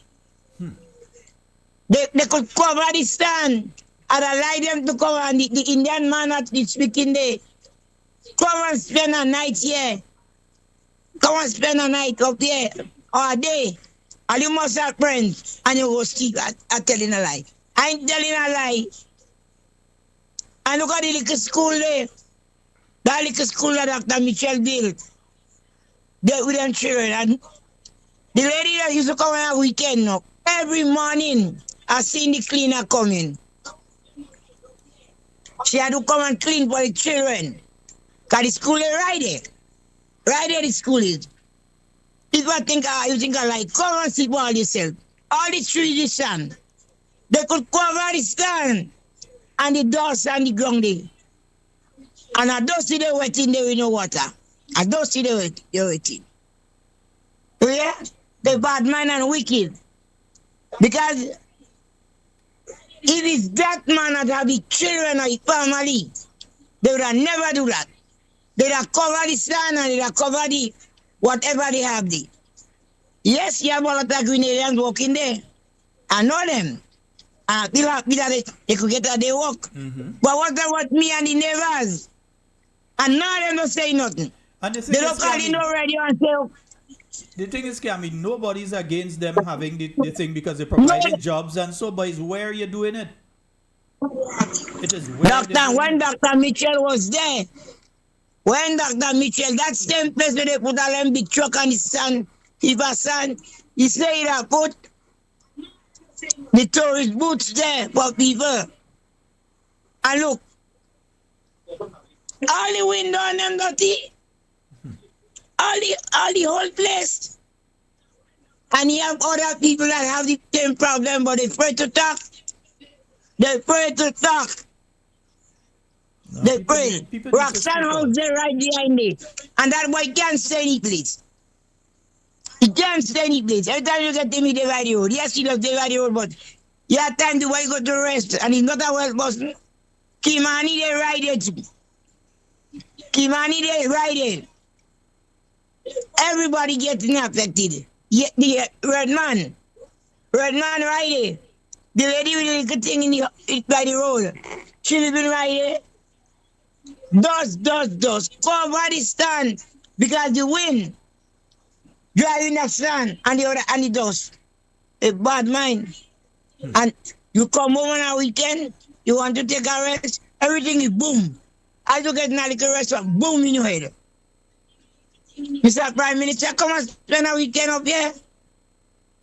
You alone not like that to be disturbing people. That making people sneeze.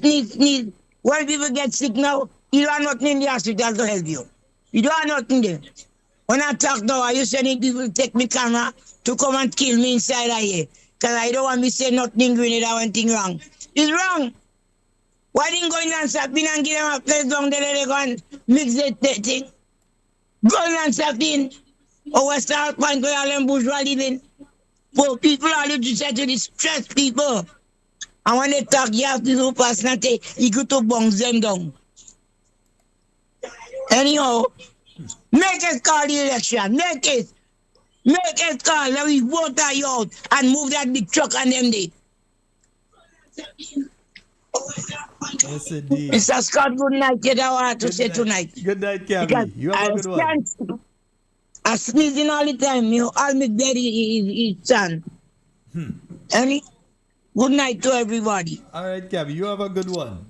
All right. Yes, sir. All right. Yes, indeed, folks. Yeah, so you heard from a resident themselves there, and that's for the Bourgeois. Remember, there are two sites. There's one in Bourgeois, and there is one in Woodford. And now that they've been written to by Dr. the Right Honorable Keith Mitchell and Dr. Adrian Joseph, they're saying they're going to move the one from in Bourgeois, what should not be there in the first place. They're going to move the one from Bourgeois and bring it up to Woodford. But Woodford people are also complaining, and according to Grenada Land Actors, there are already 19 people that have medical issues due to what is going on in Woodford. We see Mr. Ali Gill speaking about it. My simple thing, Mr. Ali Gill is a lawyer. If you really care about it, you know what to do. If you really care about the people in Woodford, and this is not just because you have a political intention, you know what to do. You're a lawyer. You know what to do about what's taking place in Woodford. Yeah? Do it. It's just simple. Do it. Not like you're Win St. John, but do it. On behalf of the people that are living there, you are a lawyer. And therefore, you know the procedure to get what you have to get done. You know the laws. I know some of them. But you know the laws. Do what you had to do. But folks, we had started speaking about Project 500. And let me just, but before I go to that, let me take this call. Hello, good night. Hello, good night. Good night. Hi, good night. Good night. Good night, Talking Points. Yes, sir. How you doing? I'm doing fine. How are you? I'm quite fine, man. You go right ahead. Well, listen, man. I'm hearing the complaints of people now, people in the Woodford, Bourgeois, Brisbane, and Concord community. Mm-hmm. I've been calling this station here for more than a year. If you want, I could tell you my name, because I went on the program with Mr. Bob in the beginning to complain about this project that's been taking place down there. And to tell you honest, what I've been saying, I've not been saying it from a political mind. No, I've been saying it as a resident of this concerned residents of this community.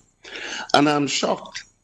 I'm surprised. I'm shocked to see that in Grenada, people could come from foreign and come into a community and do such destruction. We live here.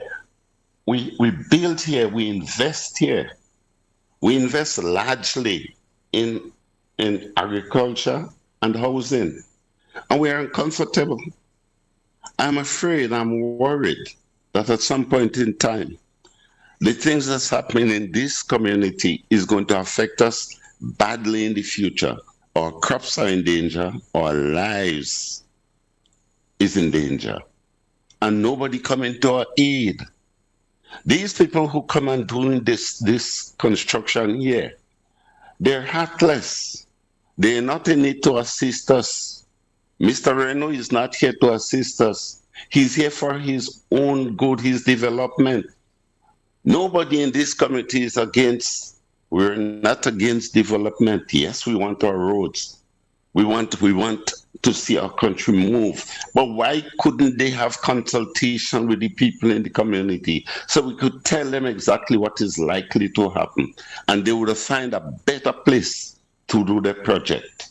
You understand? They're destroying our roads, they're destroying our homes, they're destroying the lives of our children, they're destroying our farms, and they're destroying us socially, medically, and all of how people could think about. Now we reached the point where people like me is not going to be speaking without, say, political views.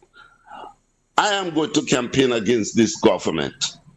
I will, and whoever is my representative could put it in the pipe and smoke it. I'm going to campaign hard. I'm not well, but I'm going to put myself out there. Irrespective, I don't care if after I do what I have to do, this is going to be my last words. But I'm going to do it. I'm going to work hard to see that there's a replacement, because the people who we vote into office, they does not care hoot about us, because they have not consulted and they're not giving us any credence. Our Prime Minister, who's supposed to be the one to defend and assist us, he went into Parliament and he called the people of this community Movelang. I don't know if he understands the meaning of the word Movelang. And he called us Bacchanal people. I hope the people in this community is going to teach them a lesson. Have a nice evening, Mr. Sheldon. Before you leave, how many years have you been living in that community? Because I know there are a lot of people that have been living there for a lot of years. They develop. That is where they anchor themselves. That is where they work and they build until they have what they have now. And then to treat them like nobody now. I mean, come on, man. You're dealing with human beings here. How Mr. Sheldon, years have you been there? I born and grew in this community. I traveled. I spent years abroad. I could have stayed where I was. I bought this property where I'm living here when I was about 16 years old. It was handed down to me by my father. And I developed this property here, walking with cardboard in my shoe. You understand? I went away. I spent my money here.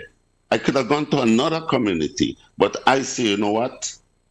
I belong here, and I want to be a model for my society. I want to be able to speak to the children. I want to be able to assist the elder people in the community. I opened business here.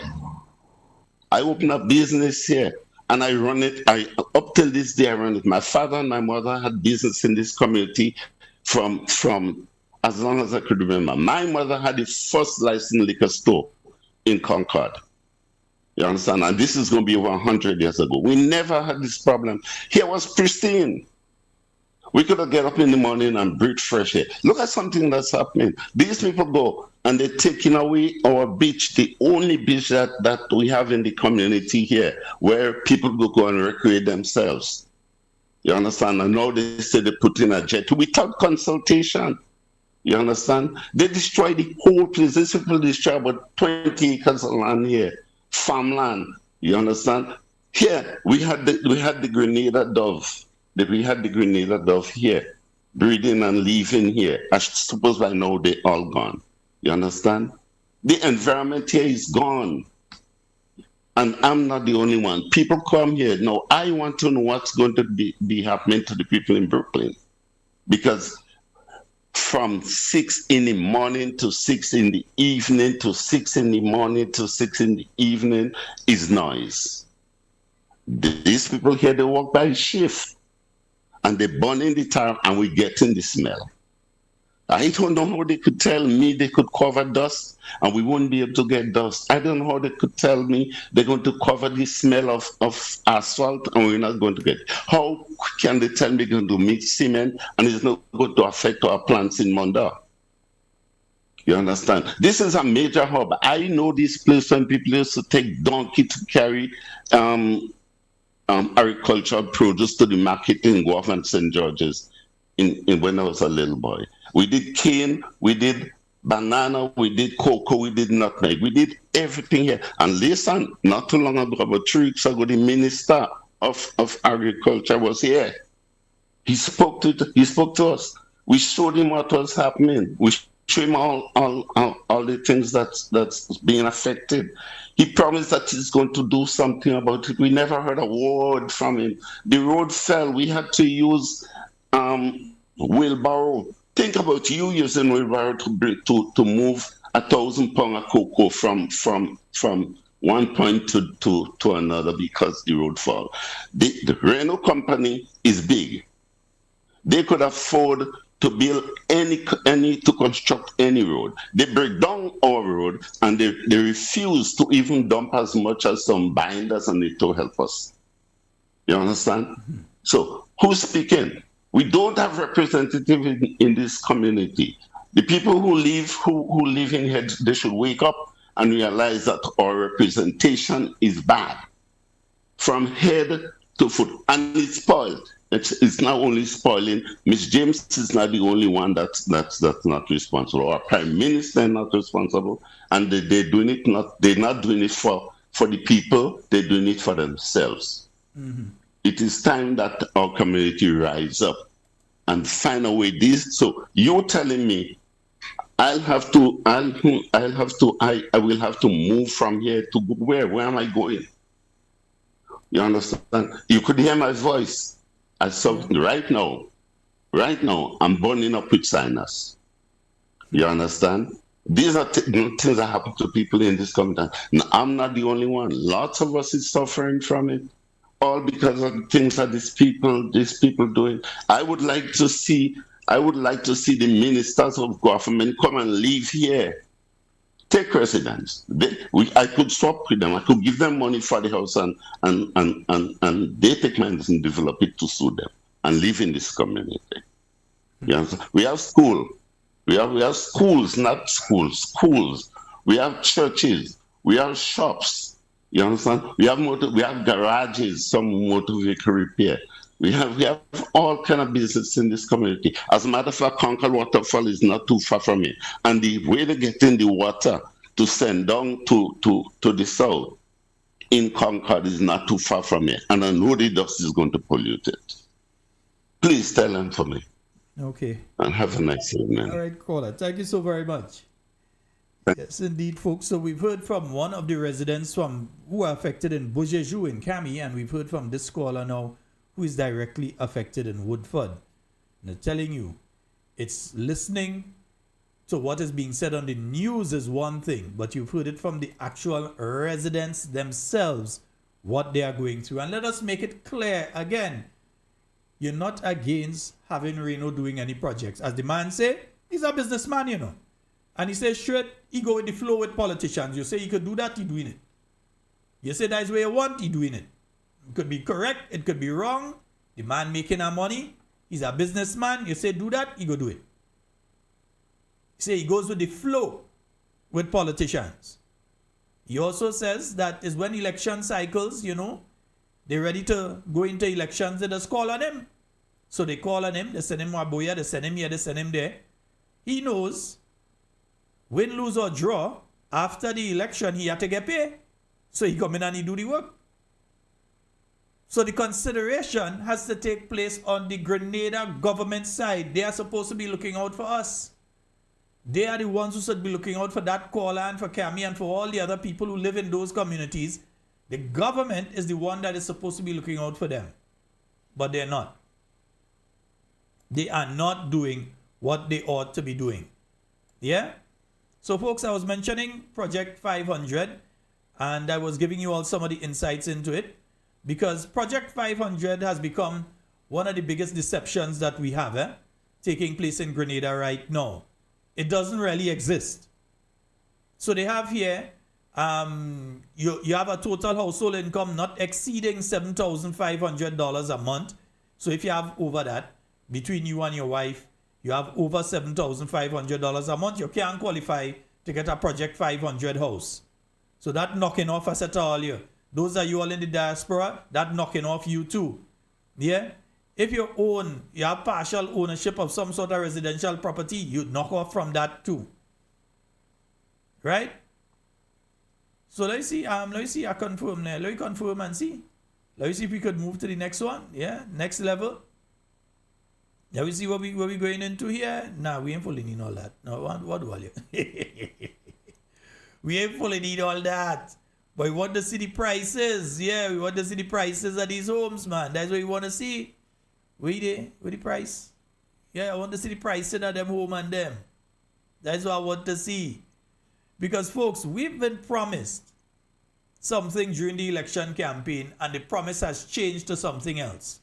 Grenadians were promised 500 homes per year, and in one instance, 500 per constituency per year, but 500 homes.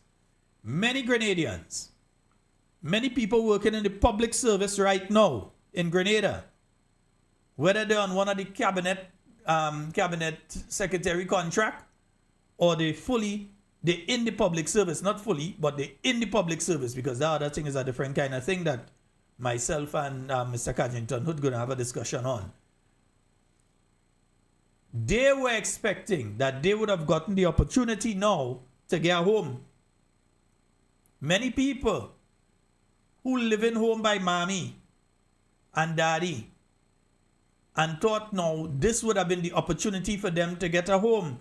Many young people who just starting off in life thought that if they're going to be building 500 homes, maybe they may have been doing it similar to what we're seeing taking place in Dominica. And I showed you all what took place in Dominica, where they had these housing projects, where they built these significant number of homes, that many people have friends who got homes in Dominica out of those homes and so that they would have been able to get one of these homes in one of these places. That's what people thought that these people were going to do. Now it has turned into something totally different. Yeah, it's no longer with your swimming pool and all kind of thing and your front yard and your backyard, and this thing is you have to hire money. You have to have certain qualifying criteria to be able to get that.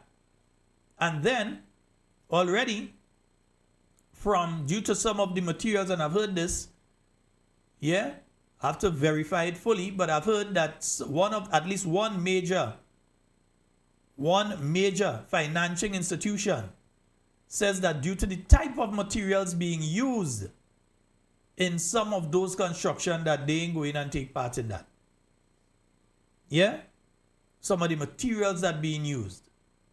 And then there's the hoax that those homes that were built in Dunfermline, there's the hoax that was part of Project 500. That was not part of Project 500. I have to go back in the budget document and pull it up. Because there was a plan to build a certain number of houses in Dunfermline already in place when the NNP left office. But because we have called them out on the Project 500, and maybe I need to stop calling them out on things, but because we call them out on the Project 500, they rush now and there's a flurry of activity. Oh, we have the houses and we're selling these 17 houses. We're not supposed to be talking about 17 houses now. We are supposed to be speaking about 2,000 houses already built and done and finished and people occupying right now. That is what we're supposed to be talking about. 2,000 houses done, complete, people living in them. And you're looking to build a further 500. Because Grenadians were promised 500 per year. That is the promise. That is the promise. And the promise has not been kept. Folks, yes, you can call on 421-7279 right now. And then you realize now that many folks in different categories who may be in the lower income bracket, they are being left no options by this government when it comes to housing. We have a caller on the line. Hello, good night. Good night, Mr. Scott. How are you doing, sir? Hey, I'm fine. How are you doing? I can't complain. Good night, Talking Points family. So this project, with these 17 houses they build there, that could never be for low income people. The cheapest house, Mr. Scott, is $290 something thousand. I'm looking for the prices there. Oh yeah, look the price here. This one. Woof. Yeah, a photo shoot. That's the cheapest house. I photo shoot all of them. I save all of them so they can change it now. I seen one here 439,000. You get more. If you're making $7,500 a month, how could you afford a mortgage for that? For low income family, you're making 7,500. I mean, come on, man.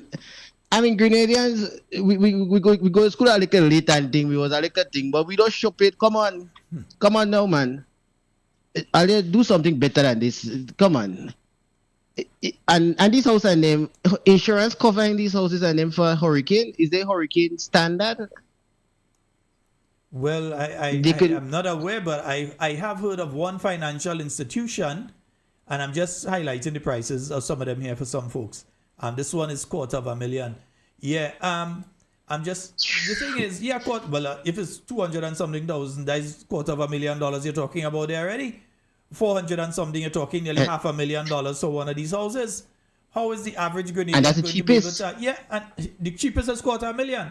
How is the average Grenadian going to be able to access these type of things? And then you're hearing that some of the materials that are used in it, due to that, one of the major financial institutions, who shall remain nameless, is refusing to offer loans for people to go and get those houses because they're thinking danger to come. So they want to take the chance. They go lose their money. If you put your money, they go lose their money. I mean, come on, NDC. If all they can do the thing, just give up. Put on the towel. In the morning, just quit. Those have resigned. Those have called election. Just quit. All they quit. All they just give up. Walk out. Close parliament and all they walk out. All they do is a call election. Just give it up. And then one more question, Mr. Scott, before I leave. The Governor General, who do she take orders from? Like, what does the Governor General real job is? Could we ask her to do the investigation, the color investigation and inquiry into the lotto issue? Who does she take instructions or directions from?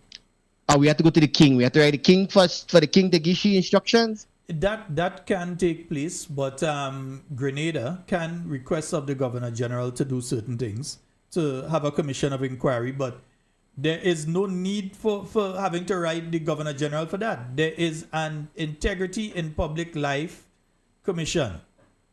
They have a response. Well, no, but they're there, and they were put in place. That particular thing was put in place by the New National Party. The same set of people who they call corrupt is the people that put in all the mechanisms for you to report if people corrupt and for it to be investigated. So the NNP put that in place. So you have the Integrity. I will send them a letter. Yeah, and they have a responsibility to investigate when they hear these kind of things. It's a statutory body. It falls under a ministry. Yeah, they've got to do it. All right, my friend. I'll send them a letter. All right, thank you so much, man. Have a good night. Have a good night, Grenada. Same to you as well, Be brother. blessed. Yeah. All right, nice. Yeah, folks. And let me see the price of this one I was showing there a little while ago again. Here, let me see this one. That is this one here. This is $500,000 for this. Are you sure? Are you sure there's $500,000 for that? I just want to be sure. Let me see our next picture, man. Maybe I seen the picture in the wrong way. Let me see. Yeah, nice designs, but $250,000 for this. Are you willing to pay $500,000 for that? Anybody? $500,000, I think.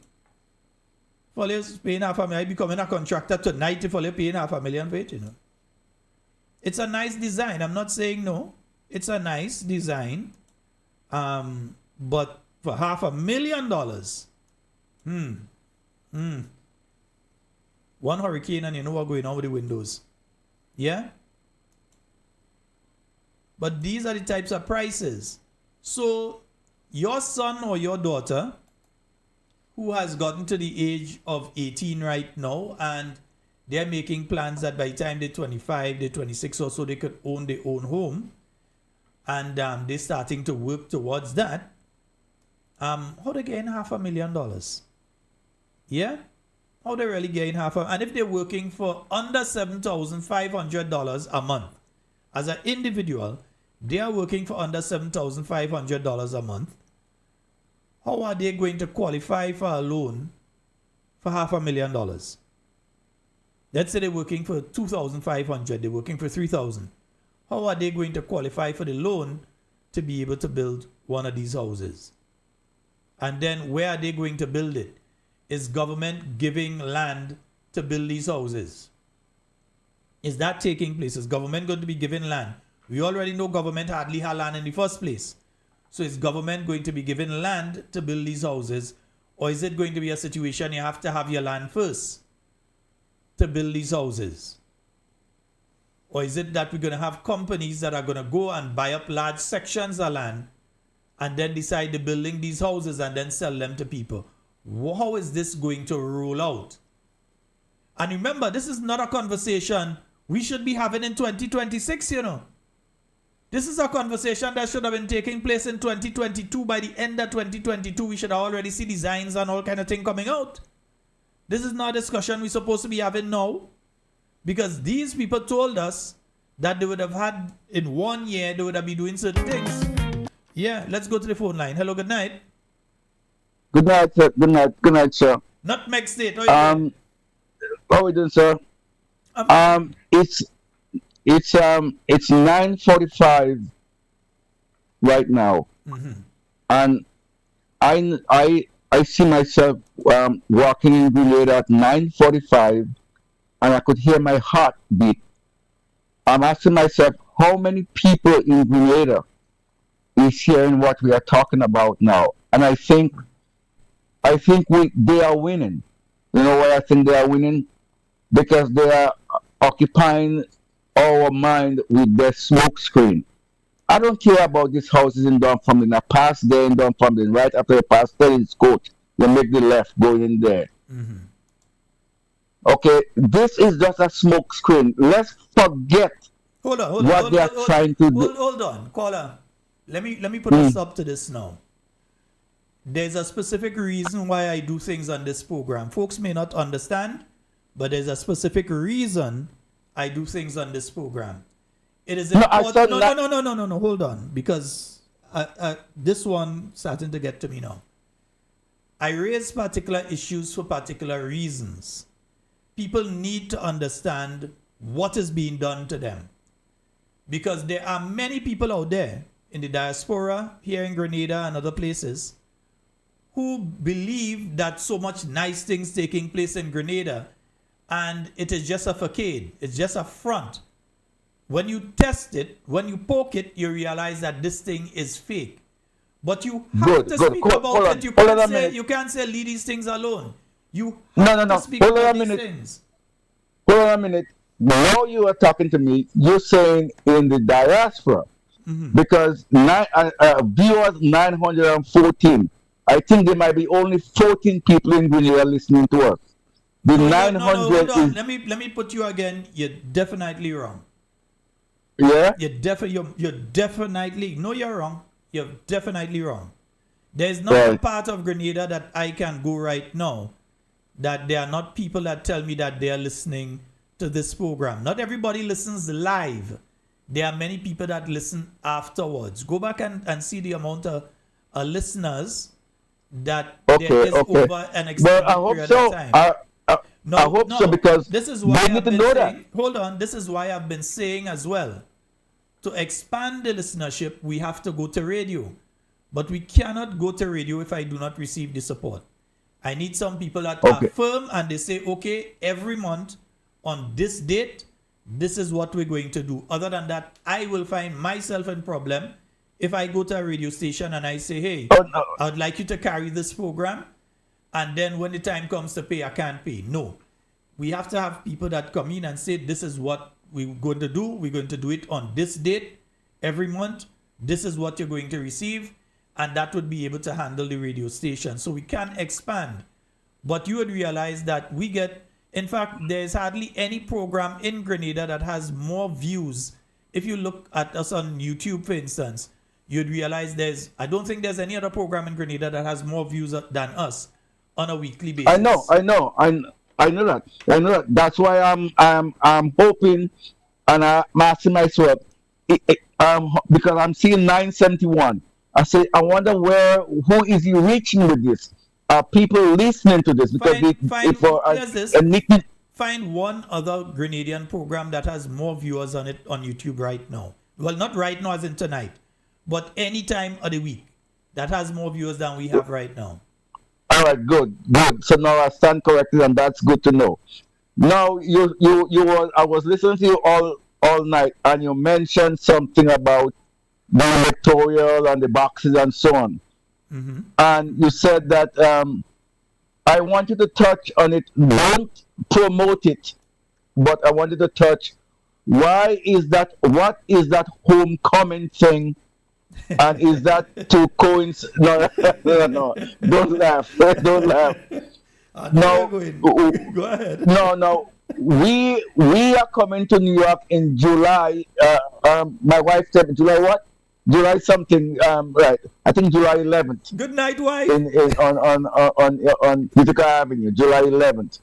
However, they are coming down in Grenada next month. Mm-hmm. And is it because they're coming down with numbers to come and vote next month when we're having our shindig in Brooklyn in July? Good night. Respond, and I'll listen. I'll hear you then. Good night, sir. I'm not vexed it. What I'll say is this: that we've got to always be prepared. You've got to always be prepared. Again, and I will say it as much times as I have to say it because people need to understand. If we have to win the next election, which we will win, because I believe in you all, we have to take things a bit seriously. You cannot have a situation where you are not ready. Yeah? And I'm speaking not of the party because I know the party is ready. If they call it next week, if the Prime Minister go tonight and he call the election, and you know you have 21 days from now, I know that the New National Party is ready. You know why I know? The New National Party is way past just being a political party. It is a political institution in the state of Grenada. Yeah? And it has its field workers, its soldiers, everybody is out there doing what they have to do. If they haven't gotten to you yet, they will get to you. And if they ain't get to you yet, you get to them. So there is a lot of work to do. And the more people that come on board to help do the work, is the easier they make it. So the New National Party is an institution. So if 21 days from tomorrow, there is a general election in Grenada, your NNP is ready. Yeah? But you must also make sure that you're ready. Because some people might, when I say super way, they say, yes, we're ready. And then when you check them, the name not on the voters list. When you check them, they have 3 voting age adults in the house whose name is not on the voters list. But you're saying you're ready. You're not ready. Your party is ready. Are you? Your party is organized. Are you? You have to be ready as well. You have to secure the victory. The victory is there, you know. Let me repeat. The victory is there. You could see it. You could smell it. You could taste it. The victory is there. But you and I have to secure it. We have work we have to do. So whether it is in 21 days or whether it is in 21 weeks, you and I must make sure that we are ready. Don't play around with the voters list because that is where they could thief it. Telling you straight, don't play around with the voters list because that is where these people can thief it. So we have to keep our eyes on the voters list. It is necessary. Yeah? We must keep an eye on the voters list. We must ensure that all of us play our part in individually canvassing the voters list. Because the NDC people walking around with the devices and they know who they're going to, they know who they're not going to. Don't think they're not out there going around and so, they're out there. You think I don't have my reports on who going around and what they're doing and what they're using? No, I have it. I know that they're going around. They're trying to save themselves in certain areas and you realize some of them acting like they're so sure and they're so safe on winning the seat. Yeah. They're out there and they're doing their work. The NNP is out there doing their work as well. They may not be snapping a set of pictures and say, well, we're here. And we over here and we over there and we saw they may not be snapping a set of pictures and putting it out, but they are out there doing their work too. We all have our individual part to play. And let me just say, as regards the content of talking points, I've been involved in the media for the last 30 years. 30. In the media, I've been involved for 30 years. Yeah? Since the year 1996, when myself and deceased Linda Straker did that first training course with Errol Maitland. I think some of them say she joined the media in 1997. Incorrect. Myself and her did a training course in July of 1996 through Errol Maitland when he was about to open Voice of Grenada radio station and MTV television station. I've been involved in media all that time. I've done television, I've done radio, I've done print media, I've done new media, social media, etc. I've done all of them in that space of time. I've done marketing, I've done videography, I've done audio editing, I've done graphic art, I've done all of it in that space of time. Yeah? Chief cook and bottle washer, do everything including sweep the place and take out the garbage. I've done all of that in those 30 years. I've done one of the most successful political programs, Hard Talk, between the years 2010 coming up to 2019. And we know what was the result from that. So please, I know what I'm doing. Yeah, I'm not a crazy person. And I definitely do not believe I'm a stupid person. I know what I'm doing. And I'm saying this not in particular to the last caller, because there's some people that send some messages sometimes. And if I respond, I might respond in a kind of way. So I've learned to step away, leave it alone, and then respond later. I know what I'm doing. Yeah, just want to say that. Right? And with all of that, now we kind of run out on time on the program for tonight. So Project 500, we're going to have to go back into that because there's some clips I had to play and take into Project 500, but I was showing you what the average cost is and for the expectation. Those who voted with the expectation that they would receive one of these houses, those who voted with the expectation that they would be able to secure a home for themselves, have been priced out of it. The low-income houses became condominiums. And that was houses built by the New National Party. They didn't give you. They price you out. They talk about women with children who needed place to stay and place lock up in Las Ages. And when they came in, did they give the women to stay? No. They said, these are condominiums. They're too good for you. These are too good for you. They go inside there, they watch it. Wow, that place nice, so boy. Put in some cupboards, something. They know that place too nice for this category of people. You all could stay where you are. This too good for you. So they price you out of those.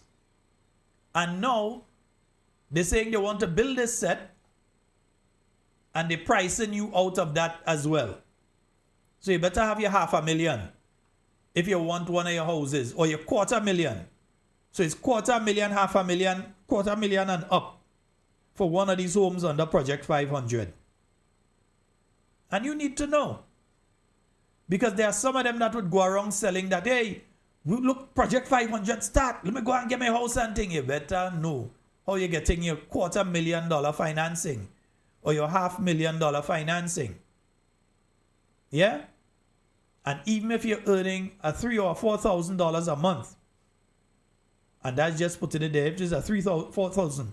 By the time they check, they have to check how much out of that you are utilizing for other things before they decide what amount out of that could be put towards this thing. You know how it goes with the financial institutions. So this is not a broad-based and sustainable program that's being put in place that would be able to provide 500 homes for Grenadians on a yearly basis. That ain't happening with the present structure of this. It's not taking place. And it needs to be said. Our people need to understand what they got themselves into when they got up election day, those who did it and voted for the NDC. They need to understand what they got themselves into, the incompetence and the uncaring nature of the individuals that presently hold office in our country.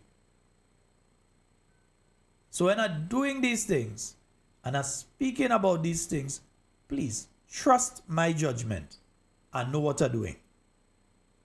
Because there are a lot of things that I could come and do a program on and say, and I don't. I know why I don't. Yet, I know when I will be doing programs on those things. I know what I'm doing. Trust my judgment. All right? Folks, that's all the time we have for Talking Points tonight. We will be back tomorrow night with more Talking Points for you. My name is Sheldon Scott. I am out. Do enjoy the rest of your night tonight.